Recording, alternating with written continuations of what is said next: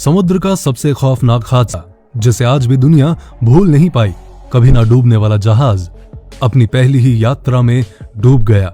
दुनिया का सबसे बड़ा जहाज अटलांटिक महासागर की गोद में समा गया।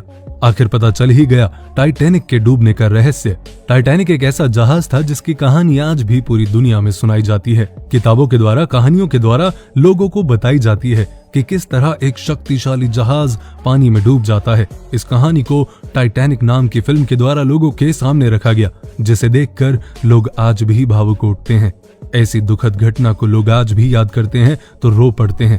आज की इस वीडियो में मैं आपको बताऊंगा कि ऐसा क्या हुआ था उस वक्त टाइटैनिक के अंदर कि उस जहाज के बीच से दो टुकड़े हो गए और देखते ही देखते जहाज पानी में डूब गया। 19वीं शताब्दी में ब्रिटेन सरकार ने एक सबसे बड़े जहाज का निर्माण करवाया जो देखने में काफी खूबसूरत और आलीशान था, जिसके लिए उन्होंने करोड़ों डॉलर्स का खर्च किया। इस जहाज को बनाने का जिम्मा उन्होंने वाइट स्टार लाइन कंपनी को दिया। लगभग 15,000 इंजीनियर्स ने और 3,000 कारीगरों ने कड़ी मेहनत करने के बाद 26 महीनों के अंदर इस भव्य और आलीशान जहाज को तैयार किया। इस जहाज को 16 अलग अलग कंपार्टमेंट में बनाया गया था जो हर तरह से वाटर टाइट थे। इसी कारण इसे कभी न डूबने वाला जहाज कहा गया था। 2 अप्रैल 1912 को यह जहाज बिल्कुल तैयार था और इसका नाम रखा गया था टाइटैनिक। बाहर से दिखने में यह जहाज जितना आलीशान था, उसकी भव्यता अंदर जाने पर और दुगनी हो जाती थी। और फिर शुरू हुआ टाइटैनिक का पहला सफर। 10 अप्रैल 1912 को टाइटैनिक 920 यात्रियों के साथ इंग्लैंड के साउथहैम्पटन से अमेरिका के न्यूयॉर्क के लिए रवाना हुआ। टाइटैनिक की इस पहली यात्रा को देखने के लिए तकरीबन 1 लाख से ज्यादा लोग बंदरगाह पर इकट्ठे हुए थे। फिर 42 किलोमीटर प्रति घंटे की रफ्तार से टाइटैनिक शाम के समय फ्रांस के शरबर्ग पहुंच गया, जहां से 274 यात्री जहाज में चढ़े। फिर टाइटैनिक क्वींसटाउन आयरलैंड पहुंच गया, जहां से टाइटैनिक ने 123 यात्रियों को लिया और अपने अंतिम सफर न्यूयॉर्क के लिए रवाना हो गया। फिर जहाज के कैप्टन को रास्ते में एक हिमशिला होने की चेतावनी मिली, लेकिन फिर भी जहाज के कैप्टन ने जहाज की स्पीड को कम नहीं किया और जहाज पानी को चीरता हुआ तेज गति से अपनी मंजिल की ओर बढ़ता चला गया।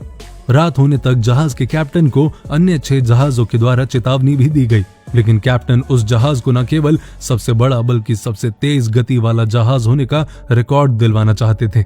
इसीलिए उन्होंने जहाज की स्पीड को कम नहीं किया और जहाज के 2 क्रू मेंबर्स को फ्रेडरिक फ्लीट और वैगनर ली को जहाज के ऊपर निगरानी के लिए तैनात किया।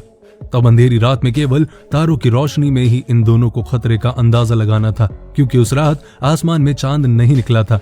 फिर अचानक 11:39 पर फ्रेडरिक को एक काला सा पहाड़ दिखाई दिया और उनको समझ आ गया कि ये कोई बहुत बड़े खतरे की निशानी है। उसने एक पल भी ना गवाया और खतरे की चेतावनी देते हुए 3 बार घंटा बजा दिया और तुरंत कैप्टन को टेलीफोन पर सूचित किया।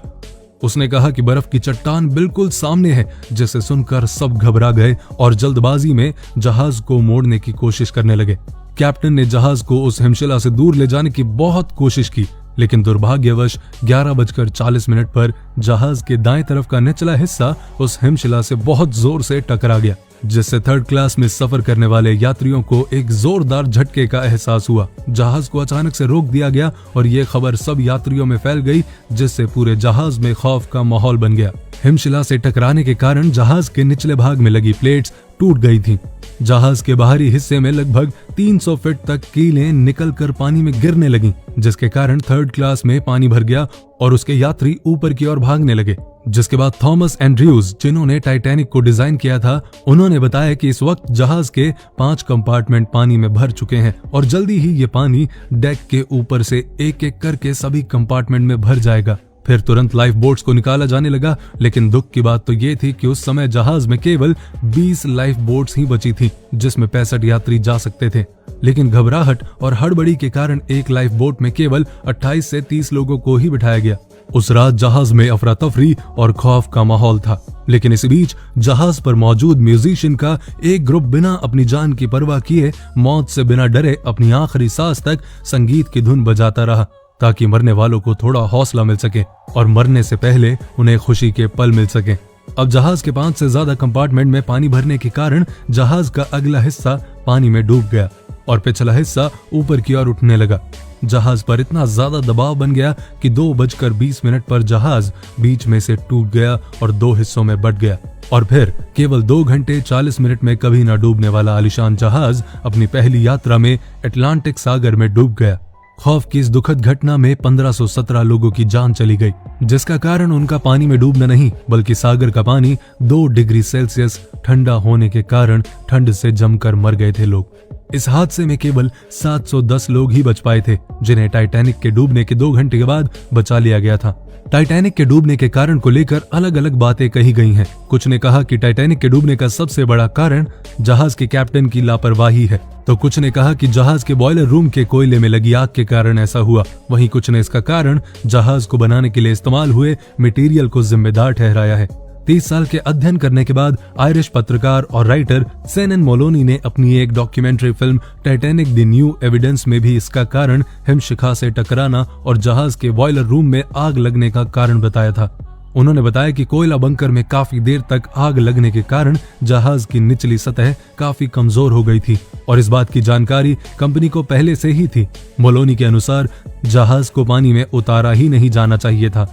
लेकिन 2010 में टाइटैनिक के डूबने की एक और सच्चाई सामने आई, जब शोधकर्ताओं की एक टीम ने लाखों डॉलर्स के आधुनिक रोबोट और हाई डेफिनेशन वाले कैमरास की मदद से नॉर्थ अटलांटिक सागर में रडार तकनीक से स्कैन करके 15 किलोमीटर के क्षेत्र का एक मैप बनाकर टाइटैनिक के एक एक टुकड़े की 1,50,000 फोटोज और वीडियो इकट्ठा करके टाइटैनिक के मलबे को जोड़कर उसका अध्ययन किया।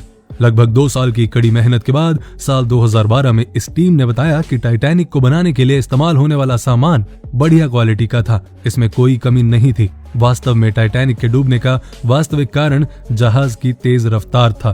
तो यार कितना खौफनाक मंजर रहा होगा ना उस टाइम जब जो लोग जहाज में बैठे थे, जिन्होंने ये एक्सपीरियंस किया। सो अपना ध्यान रखें, अपनों का ध्यान रखें, वीडियो को लाइक करें, शेयर करें और पेज को फॉलो करें।